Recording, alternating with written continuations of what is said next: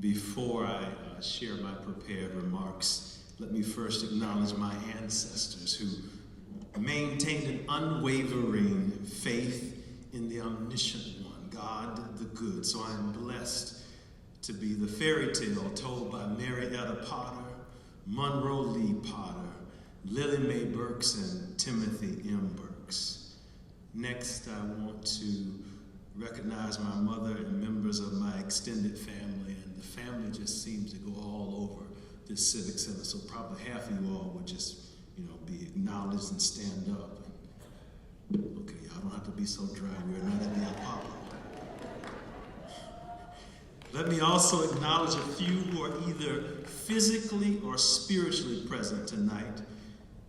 The Reverend Rochester Johnson, Mrs. Lucille Smith, who ingrained in our heads 612 College Boulevard, and those empowered women who first organized this celebration of young men. Mr. Selden Bailey, Miss Peggy Crawford James, Mr. Bonnie Dickens, Mrs. Josephine Glanton, the Reverend Dr. James A. Smith, the Reverend Joyce Whiting, Mr. Franklin Jones, and many others from my days at the Hawk Houston Boys Club, and the Honorable Rose Evans Gordon.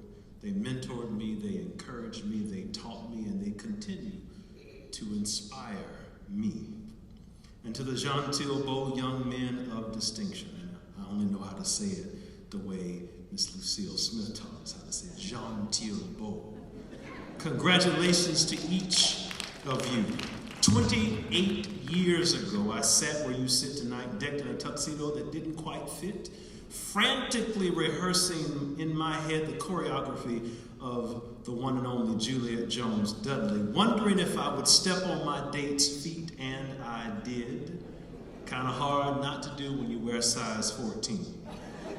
What we experienced then was a gift, and that gift has kept on giving through the years. Gentile Beau young men of distinction, please join me in applauding the Levant Social League Club for continuing the tradition of transforming boys into young men of distinction, for indeed it is better to mold boys than to mend men. So join me in applauding these wonderful women. I've only just a minute, only 60 seconds in it, forced upon me, can't refuse it. Didn't seek it, didn't choose it, but it's up to me to use it. I must suffer if I lose it, give an account if I abuse it. Just a tiny little minute, but eternity is in it. Now, actually, they have told me I've got 15 minutes to do what I need to do, and I'm going to do what my granddaddy's taught me. Stand up, speak up, sit down. So let me cut to the chase. It's quite a thing to dare to offer a bit of wisdom in one's hometown. People long for yesteryear, remember you as duty or neat or little bro or sister nim. I've wrestled with what to say in my tiny little minute, for it is written, verily I say unto you, no prophet is accepted in his own country. Writer Bell Hooks explains this experience of feeling shackled, quote, whether in an actual prison or not, practically every black male in the United States has been forced at some point in his life to hold back the self he wants to express, to repress and contain for fear of being attacked, slaughtered, destroyed, and if I may add, misunderstood. But the closer I get to 50, the more I understand what my grandmothers and Miss Addie Bell Anglin and Miss Willie and, oh my goodness, Miss Fan Lou and Margaret Flakes, I could go down the roll call. I know what they meant when they said, keep on living, baby. What we are talking about is bought wisdom, the kind of wisdom you get from experience in life and all it tosses your way. You pay a price for it. It's loaning $100 to a friend who hasn't paid you back the first $100 you loaned her 2 years ago. It's leaving the house and hearing that still small voice telling you to go back, and you do so only to find a loved one on the floor in need. It's knowing whose pound cake you shouldn't eat at the church cookout. Bought wisdom. Now, I'm in the shadow of the historic Cherry Street AME church where my granddaddy led that flock as a country preacher. Folk ridiculed him, country preacher, but he stood tall and proud, country preacher. And as a second-year School of Ministry student, I'm compelled to anchor my remarks in the 3rd chapter of Ecclesiastes. To everything there is a season and a time for every purpose under heaven. Simply put, change is constant. We live, we love, we lose, we plant, we nurture, we grow, we delight, we ache, we hurt, we mourn, we die, and we live. Let me quickly share with you the essential R's of living, lessons from my grandparents. Again, the essential R's of living, lessons from my grandparents. First, read and research. The Reverend Dr. Martin Luther King Jr. once said, the function of education is to teach one to think intensively and to think critically. As I was mesmerized by what I saw recently on television, from the triumphant return of Stephanie Mills to the rise of new star Shanice Williams to the dabbing and voguing on down the streets of Oz, everyone was rejoicing and feeling a brand new day. I loved every second of the chocolatey goodness of Black excellence on prime time TV. The Wiz Live, warts and all, was presented to a new generation. And then I looked at Facebook.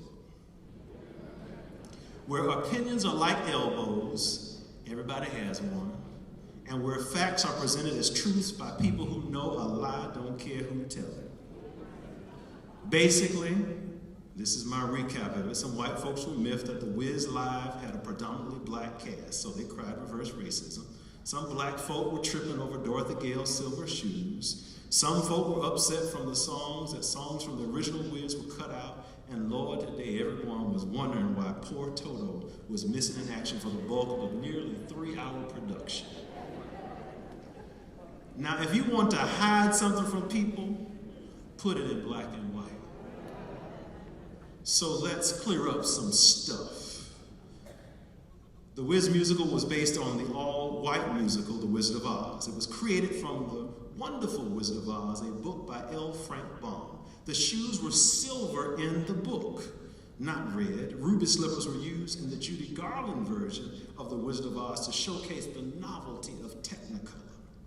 And Toto and certain songs were missing from the Wiz Live because great writers and directors cut and adapt to produce something beautiful. They're like gardeners. They trim, they prune to make it better. Can you imagine how turned up Toto would have been throughout the Wiz Live? Peter would have been all over NBC for cruelty to animals like white on rice. Reading is fundamental is more than an old slogan. Reading and researching, knowing things for yourself can mean life or death. If you're Christian, read the Bible and know it for yourself. If you're Muslim, read the Quran and know it for yourself. If you're Jewish, read the Torah, what Christians know as the Old Testament, and know it for yourself. Read and research the news for yourself, whether you're attempting to understand what's really up with the Dothan Police Department or the latest decision of the school board. Reading is fundamental. Jean Tilbeau, young men of distinction, you are brilliant beyond measure, and don't let anybody get it twisted. It is what you read when you don't have to read that determines what you will be when you can't help it. You are the envy of the world. And so tonight in your bags, you will get a copy from me of The Envy of the World on Being a Black Man in America by Ellis Coles. It's not a perfect book.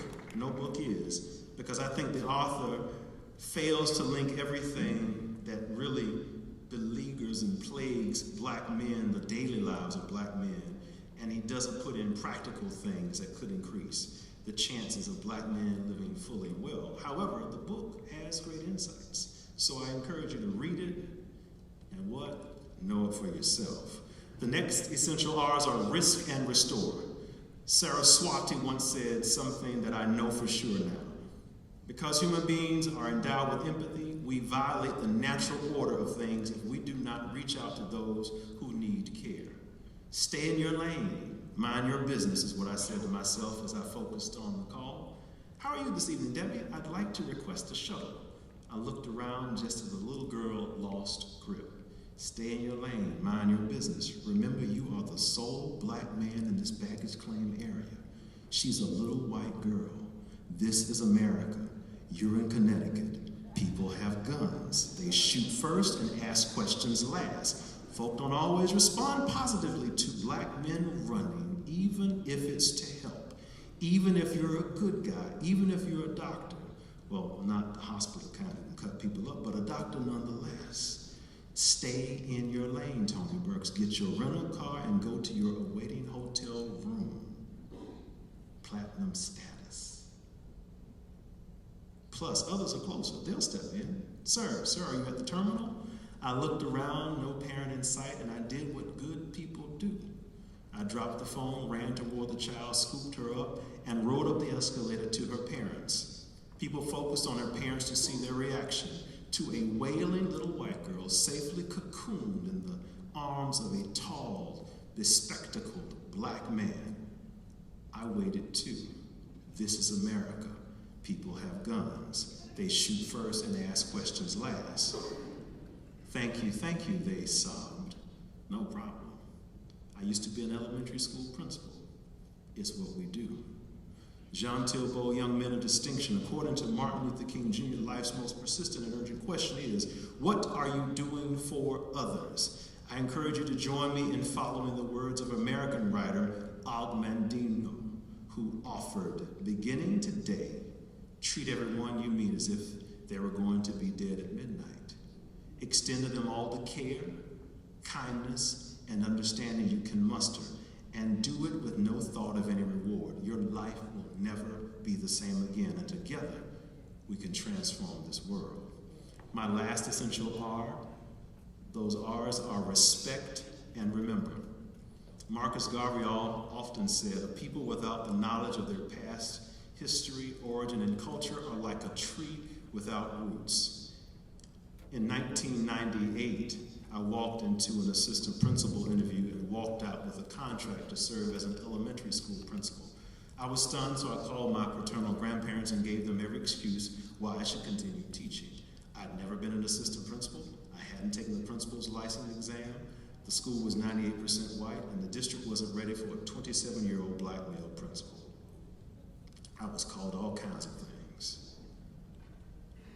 My grandfather, ever wise, reminded me of a story he told time and time again. Even tonight, in my divine imagination, I can see him sitting back in his favorite lazy-boy chair, telling this story. John Grubbs lived on a thriving plantation in the heart of the Deep South. Preaching John, as he was called, had spent his early life enslaved in Georgia.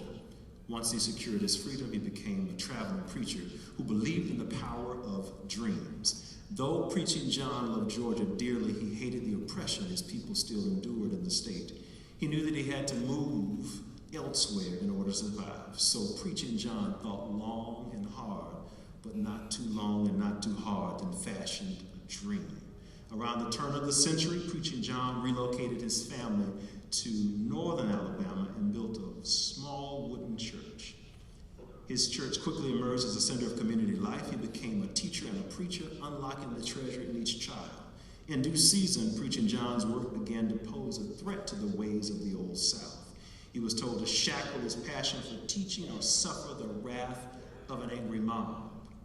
It wasn't long before what some called night riders and others called Klansmen threatened to burn his church to the ground and demanded his life for inciting sharecroppers to read, write, and rebel. Although Preaching John loved teaching and preaching dearly, he feared for the lives of his family and his church members. So he thought long and hard, but not too long and not too hard, then created a plan. With bags packed, Preaching John and his family fled for southeastern Alabama. Not long after they resettled, word spread that they were out to lynch him. While Preaching John loved traveling dearly, he decided he wouldn't run anymore. So he thought long and hard, but not too long and not too hard, then changed his name. You see, Preaching John Grubbs had merely adopted the last name of a Georgian plantation owner. Y'all know this was common back then, as we got so many Washingtons, and I could go down the list of folk who were named after plantations. It didn't take much for him to effortlessly slip on a new name to protect his treasured way of life. No one is certain why Preaching John chose his new family name. All that is known is this: John Grubbs became John Burks. And with this simple act, my great-great-grandfather once again entered the craft of teaching and leading, determined to share his gift of literacy. My grandfather concluded the family story by saying, "It's in your blood, boy." And a few days later, I took a leap of faith, left the comfort of the University School of Nashville, where I just knew I was going to retire and be a department chair, just good for me. And I became the second principal of Crockett Elementary School, the second black principal in that district. And in the years since, I've had to remember to stand tall and firm despite whisperings of people. I heard some tonight. I've had to remind myself of the power of the I am and my God-given ability to declare the endings. Because he said, greater are things that you will do. But folk get scared when those words are put to use. I've had to remember who I am and whose I am. I've had to remind myself to live God's minute to the fullest, regardless of what people think or say. So John Tilbo, young men of distinction, if you forget everything I've said tonight, remember this: you are the brilliant fairy tale told by your ancestors.